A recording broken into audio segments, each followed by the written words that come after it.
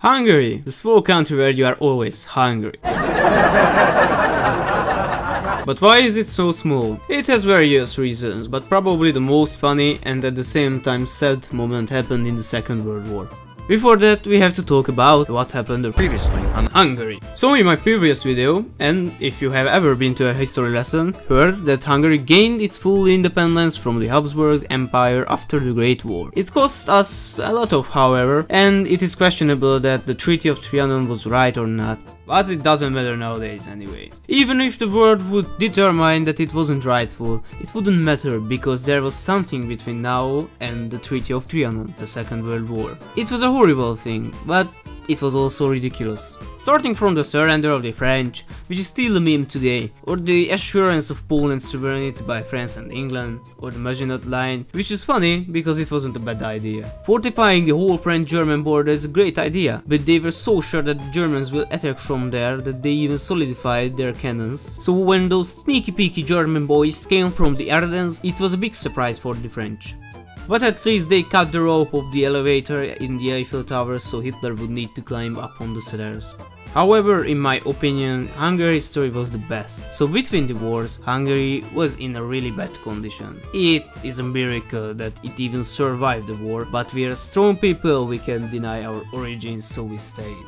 When finally the war's effects finally started to fade and the country gained some stability, it started to become pretty good. Our governor was Miklos Horthy, of whom it totally doesn't matter what I would say. A part of Hungarians will scold me anyway. I think he was a good leader. He chose the presidents of Hungary in his reign time, and some of them did their job pretty well. But after the war started, he made some really bad decisions, so I would just call him a neutral in historical view. He did good and bad things, just like any other people. The fact that he was the president at the time doesn't really change anything. But back to the topic. Before the war, the country received back lands where Hungarian people lived, and in the war we received more. After the Great War, we wanted our land back, but the Allies didn't want that. So the countries surrounding us formed a small alliance which prevented the country from trading and almost doing anything. But fortunately, Austria was friendlier and they let Hungarians through, becoming an ally of Italy.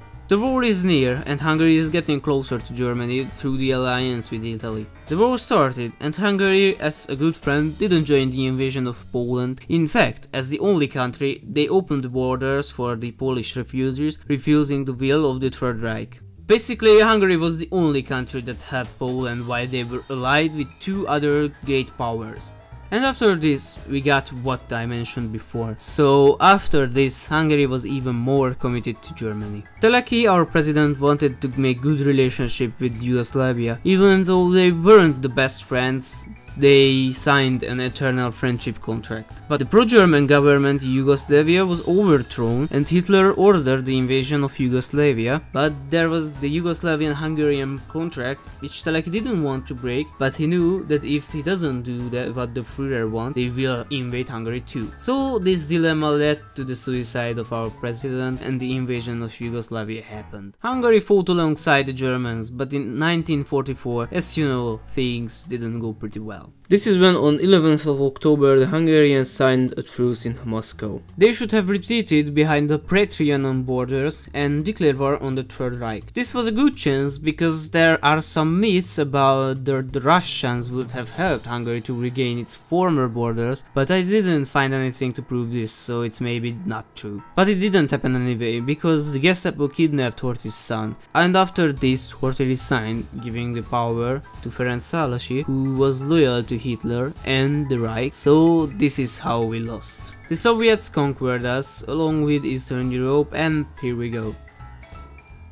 But we are not here to tell the history. What if we actually switch sides? In this scenario, Horthy stays the governor and orders his troops back to Hungary. The Germans were here, so it's possible that they would have immediately turned against us, but the Soviet army was near, so without resistance they could have easily marched into the eastern part of the country and help the Hungarians. The siege of Budapest would probably happen anyway, and the country would suffer a lot of casualties. After the war, because Hungary switched sides and didn't fight with full strength, the lands it regained could stay with Hungary. Hungary. But in northern Transylvania there is a significant Romanian population, which situation is a hard question, but I would say that it would get some autonomy. Other than that, I would say that the map would stay as it was in the war. However, the surrender could bring many possibilities with it. If Hungary would want more land, it is possible that the Soviets would give Hungary more if they get more power in the country. Or because Hungary surrendered, it could ask for more independence, making it a special country in the Eastern Bloc, or even making it neutral. In my opinion, we would choose the second option, because we don't like Soviets, and this way almost all Hungarian lands would be ours and we would be more independent. Although the more realistic scenario that would happen is that they would take lands where Russians live and Hungary would be part of the Soviet Union, just like it was after the war in the real world. But other than that, everything would be the same. If they think clearly, they would focus on agriculture, and with all this high quality soil that Hungary has, it would make it a strong and stable country, and the further say of it would depend on the upcoming governments.